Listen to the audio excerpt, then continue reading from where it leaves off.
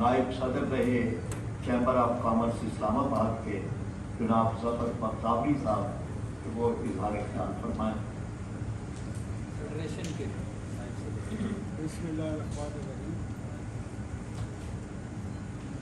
शुक्रिया फरीद प्राचा साहब, सेनेटर सिराजुल हक साहब और दीगर हमारी। सबसे पहले तो मैं आपका शुक्रिया अदा करता हूँ कि आपने मुझे मौका दिया कि इस अहम कौमी इशू पर मैं अपनी गुज़ारिशात जो वो आपके नज़र कर सकूँ। सबसे पहली बात तो ये है कि इस वक्त हर शख्स इस बात को समझता भी है, जानता भी है कि पाकिस्तान माशी तौर पर दिवालिया होने के करीब पहुंच चुका है।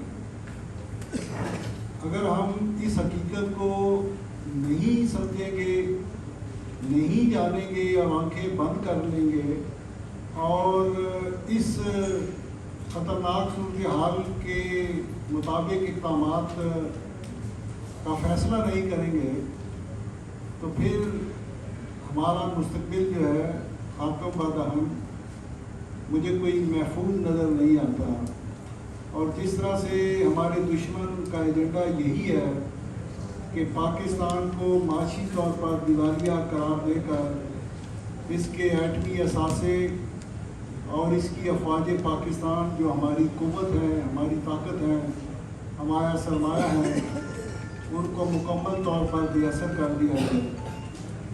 और ये हिकमत अमली जो है ये मुसलसल जारी व सारी है। 2002 में हमारा टोटल रेवेन्यू कलेक्शन जो था वो 400 अरब रुपए था और ये रेवेन्यू कलेक्शन 2002 से बढ़कर 2012 में तकरीबन 2000 अरब रुपए हो गया। लेकिन हम माशी तौर पर उसी तरह दलदल में धंसते चले गए और आज हमारा जो टारगेट है रेवेन्यू कलेक्शन का जो इस बजट में तय किया गया है वो 7400 अरब रुपए है। लेकिन इसके बावजूद रेवेन्यू कलेक्शन में इतना इजाफा हम करते जा रहे हैं। लोग कहते हैं कि कारोबारी लोग टैक्स नहीं देते। मैं कहता हूँ पिछले 20 सालों में 400 अरब रुपए से हम 8000 अरब के करीब पहुँच चुके हैं। तो ये टैक्स कौन देता है? ये चलन जो है बिजनेस कम्युनिटी को बदनाम करने का कि ये टैक्स नहीं देते।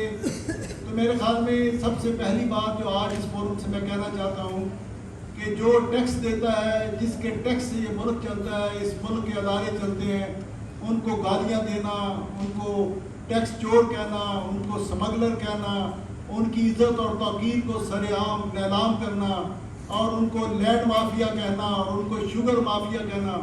मैं कहता हूँ कि आज से सबसे पहले जब तक हम अपनी ये इस्लाह नहीं करेंगे और इस मुल्क के अंदर बिजनेसमैन को वो इज्जत और तौकीर नहीं देंगे जो मगरबी माशरों के अंदर है, जिसमें बिल गेट्स को उनका हर नौजवान अपना आइडियल समझता है और उस कौम के अंदर मगरब के अंदर एक बिजनेसमैन को आइडियल समझा जाता है। लेकिन बदकिस्मती से हमारे मुल्क के अंदर बिजनेसमैन को कभी भी ऊपर उभरने नहीं दिया जाता। हमारी नौजवान नस्ल किसी बिजनेसमैन को अपना आइडियल नहीं समझती और यही वजह है कि जब तक हमने इस मुल्क को खुशहाल करना है, इस मुल्क को आगे लेकर चलना है, तो इस मुल्क के अंदर सरमायाकारी को फ़रोग़ देना है, इस मुल्क के अंदर बेरोज़गारी को ख़त्म करना है और इस मुल्क के अंदर रोज़गार को लगाना है, तो हमने इंडस्ट्रियलाइजेशन करनी है, लोगों को इस तरफ राग़िब करना है। आज यहाँ का सरमायाकार पाकिस्तान से सरमाया लेकर बांग्लादेश मुंतकिल हो चुका है और दीगर ममालिक की तरफ जा रहे हैं। उसकी बुनियादी वजह यही है कि इस मुल्क के अंदर लोग जो है वो बिजनेसमैन की इज्जत नहीं करते। तो आज इस फोरम से जो बड़ा मोहतरम फोरम है, बड़ा मुक़्तदिर फोरम है, जिसके अंदर दानिशवर किस्म के लोग बैठे हुए हैं और ख़ास तौर पर जनाब सेनेटर सिराजुल हक जैसी मुक़्तदिर शख्सियत यहाँ मौजूद है, तो मैं समझता हूँ कि जब तक हम अपनी एक कौमी इस्लाह नहीं करेंगे और अपनी जो डायरेक्शन है उसको चेंज नहीं करेंगे, ये माशी जो हम जिस तरफ जा रहे हैं दिवालियापन की तरफ, उससे हम कभी बाहर नहीं आ सकेंगे। दूसरी बात मैं ये कहना चाहता हूँ कि अगर हमने इस माशी इमरजेंसी ये जो दिवालिया जिसका हमें ख़तरा है, उसके लिए जब तक हम एक ایک قومی پالیسی وضع نہیں کریں گے. اور وہ یہ میں سب سے پہلے یہ بات کہنا چاہتا ہوں کہ ہمارے ملک کے اندر ہمیشہ سے جب سے پاکستان بنا ہے ہمارا وزیر خزانہ ہمیشہ یا تو کوئی ٹیکنوکریٹ ہوتا ہے یا کوئی سینیٹر ہوتا ہے. بدقسمتی سے اگر کبھی کوئی وزیر خزانہ کوئی قومی اسمبلی کا رکن آ بھی جاتا ہے تو وہ چل نہیں سکتا یا اسے چلنے نہیں دیا جاتا. اور اس کی بنیادی وجہ یہی ہوتی ہے کہ جس نے قوم کے پاس جانا ہوتا ہے, جس نے لوگوں سے ووٹ لینے ہوتے ہیں, اس کو ایز اے وزیر خزانہ نہ ہم نے کبھی چلنے دیا نہ بننے دیا. اور ہماری آج تک پاکستان کی معاشی جو پالیسیاں ہیں وہ ایسے ٹیکنوکریٹ بناتے ہیں جو آپ کو الفاظ کے گورت رکھنے میں اور اس طرح کی چیزوں میں الجھا کے رکھ دیتے ہیں.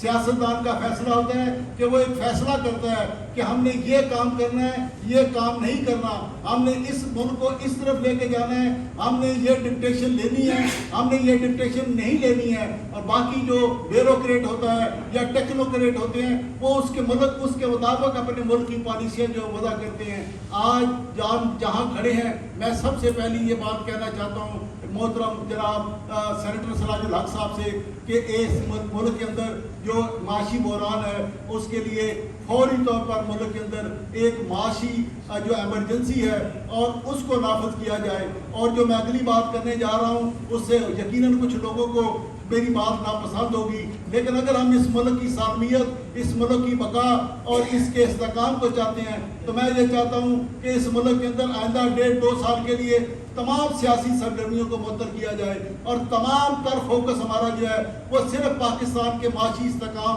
اور ایک ایسی پالیسی وضع کی جائے جس میں کہتے ہیں کہ وہ اگر ہم اس ملک کے اندر ایک دستاویز نہیں بنائیں گے, ایک سیاسی دستاویز اگر بن سکتی ہے تو معاشی دستاویز بنائی جائے. اور اس ملک کی تمام جو سیاسی جماعتیں ہیں وہ اس جو دستاویز ہے, یہ جو معاشی ڈکلریشن ہے اس ملک کے اندر کہ ہم نے کیسے آگے بڑھنا ہے اس کے اوپر متفق کریں اور اس کو ملک کو اس بحران سے باہر نکالیں. جہاں تک اس ملک کے اندر جو ہمارے المیہ ہیں, جو ہماری بلیڈنگ ہو رہی ہے ہماری اکانومی کی, اس کی میں ہلکی سی نشاندہی کرنا چاہتا ہوں کہ اس وقت پاکستان کے اندر جو اصل کرنے کے کام ہیں وہ ہم نہیں کر رہے اور ہم الفاظ کے اور اس کے گھورک دھندے میں گھسے ہوئے ہیں. مثال کے طور پر میں ایک بات کرتا ہوں کہ اس وقت پاکستان کے اندر 84 جو کمرشل اسٹیٹ انٹرپرائزز موجود ہیں اور جن کا ہر سال میں سمجھتا ہوں کہ تقریباً میرے حساب کتاب سے سرکاری اعداد و شمار میں شاید وہ کہیں گے کہ 700 کا خسارہ ہوتا ہے ہر سال, لیکن میں یہ سمجھتا ہوں کہ ان کا ٹوٹل خسارہ ہر سال 1000 ارب روپے کے برابر ہے. اس وقت یہ تمام ادارے 1700 روپے جو ہیں وہ اس کے مقروض ہیں, وہ ان کے جو قرضے ہیں, اور یہ سارے کا سارا جو اس ملک کے اندر جو یہ جو ادارے ہیں ایسوسی یہ ہمارے لیے ایک بوجھ بن چکے ہیں. تو ہم ان سے چھٹکارا کیوں نہیں حاصل کرتے؟ یہ PIA ہے, یہ ریلوے ہے. میں سمجھتا ہوں کہ پاکستان کا سب سے بڑا المیہ یہ ہے کہ ٹرکی جیسا ایک ملک ہے, اس کی ایک ٹرکش ایئر لائن ہے جس کی پوری دنیا کے اندر 500 ڈائریکٹ ڈیسٹینیشن ہے. پاکستان ہمارا جو قومی ایئر لائن ہے PIA وہ اس کے صرف پوری دنیا کے اندر 10 سے زیادہ ڈائریکٹ اس کی جو فلائٹس نہیں ہیں. تو ایسا PIA کا ادارہ جو ہمارے لیے بوجھ بھی بنا ہوا ہے اور اس ملک کی اکانومی کو, اس ملک کی معاشرت کو, سیاست کو آگے بھی نہیں بڑھا رہا, تو ایسے ادارے کو ہم نے لے کر کیا کرنا ہے؟ اس کو پرائیویٹائز کیا جائے. اور اسی طرح سے ریلوے ہے. تو یہ سارے ادارے جو ہیں ہماری قومی معیشت کے اوپر ایک بوجھ ہے. 1000 ارب روپیہ جو ہے یہ it is going to the drain ہر سال. وہ اسٹیل مل ہے, اسی طرح سے 84 ادارے ہیں. تو میں آج اس فورم سے یہ کہنا چاہوں گا کہ اگر ہم نے اس ملک کو معاشی بحران سے نکالنا ہے تو سب سے پہلے ہمیں جلد از جلد ان 84 اداروں کے بارے میں فیصلہ کرنا ہوگا اور ملک کو اس 1000 روپے کا جو نقصان ہے ہر سال اس سے اس ملک کو بچانا ہوگا. دوسری بات یہ ہے کہ ہمارے ملک کو میں سمجھتا ہوں کہ جو جس ملک نے اس ملک کی مستقبل کو پلان کیا ہے اور اس کو جیسے سوچا ہوگا کہ اس ملک کو کس طریقے سے ایک وینٹیلیٹر پر لے کر جانا ہے، تو اس نے دو چیزوں پر کام کیا ہے، ایک الیکٹریسٹی بجلی پاور پہ اور دوسرا گیس پہ۔ یہ دو ایسے ایریاز ہیں جس کے اندر پاکستان کو پورا جکڑ کے رکھ دیا گیا ہے۔ اس وقت جو ہمارے الیکٹریسٹی کے ادارے ہیں، جو ڈسٹریبیوشن نیٹ ورک ہے، اس کے اندر تقریباً جو سرکولر ڈیٹ ہے اور باقی جو نقصانات ہیں، باقی جو لیکیج ہے، وہ تقریباً 1500 ارب روپے کے برابر ہے۔ اور اسی طرح سے جو سوئی گیس ہے اور گیس اور یہ جو سارے دوسرے ادارے ہیں، ان کے اندر بھی توانائی کے جو ادارے ہیں، ان کے اندر 1500 ارب روپے کے برابر لیکیج ہو رہی ہے۔ آج ہمیں ایک ایسی مینجمنٹ کی ضرورت ہے، ایک ایسی پالیسی کی ضرورت ہے اور ایک ایسے سسٹم کی ضرورت ہے کہ ہم ان تمام لیکیج جو اس ملک کے اندر ہو رہی ہیں ان کو ختم کریں، اور اس کا خاتمہ تبھی ہوگا جب ہم تمام سیاستدان جو ہیں ان کو ایک پلیٹ فارم پر اکٹھا نہیں کریں گے۔ جب تک وہ ایک نہیں ہوں گے، ان کی سوچ ایک نہیں ہوگی کہ اس ملک کو بچانا ہے، یہ ملک رہے گا تو سیاست بھی ہوگی، وزیر اعظم بھی بنیں گے، صدر بھی بنیں گے۔ اگر یہ ملک نہیں رہے گا تو ہمارا آنے والی نسلیں ہم سے کیا سوال کریں گی؟ وہ جو پاکستان ایک نظریے کی بنیاد پر بنایا گیا تھا، لا الہ الا اللہ محمد رسول اللہ کی بنیاد پر بنایا گیا تھا، اس ملک کا مستقبل آج 75 سالوں کے بعد آج ہم جس جگہ کھڑے ہوئے ہیں، اس کی تمام کا ذمہ داری جو ہے میں سمجھتا ہوں کہ ہم سب اس کے ذمہ دار ہیں، ہماری نسل اس کی ذمہ دار ہے، میں اپنے آپ کو اس کا ذمہ دار سمجھتا ہوں، اس لیے کہ ہم نے اپنی آنے والی نسل کو پاکستان کے مستقبل کے حوالے سے کچھ نہیں بتایا۔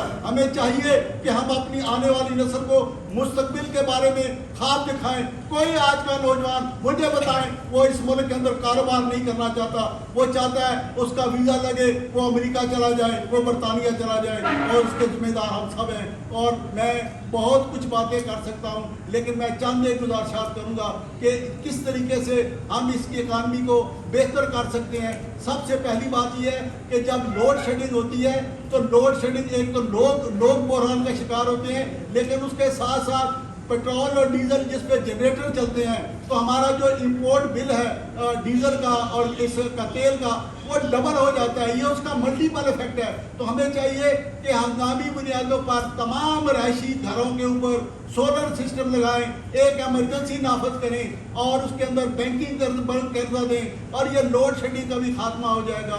یہ ڈیزل کا ہمارا جو امپورٹ بل ہے، ہمارا جو ڈالر کے اوپر پریشر پڑا ہوا ہے، وہ اس وجہ سے ہے۔ ڈالر جو ہے وہ کس طریقے سے آگے بڑھتا جا رہا ہے۔ دیکھیے جنگ ہو رہی ہے روس میں اور یوکرین میں، ڈالر جو روبل ہے وہ مضبوط ہو رہا ہے، پاکستان کا روپیہ جو ہے وہ گر رہا ہے۔ یہ کیا فلسفی ہے؟ یہ کیا ہو رہا ہے؟ اس کی بنیادی وجہ یہی ہے کہ ہم نے اپنا سارا کوئی نظام ڈالر سے منسلک کیا ہوا ہے۔ روبل جو ہے اس نے اپنا نظام ڈالر سے منسلک نہیں کیا ہوا۔ ہمیں بھی چاہیے کہ ہم اپنی ٹریڈ اور اپنی امپورٹ اپنی ایکسپورٹ ان ممالک کے ساتھ کریں جو روپے میں کرتے ہیں۔ روبل میں نے کیا کیا ہے؟ رشیا نے تمام اپنی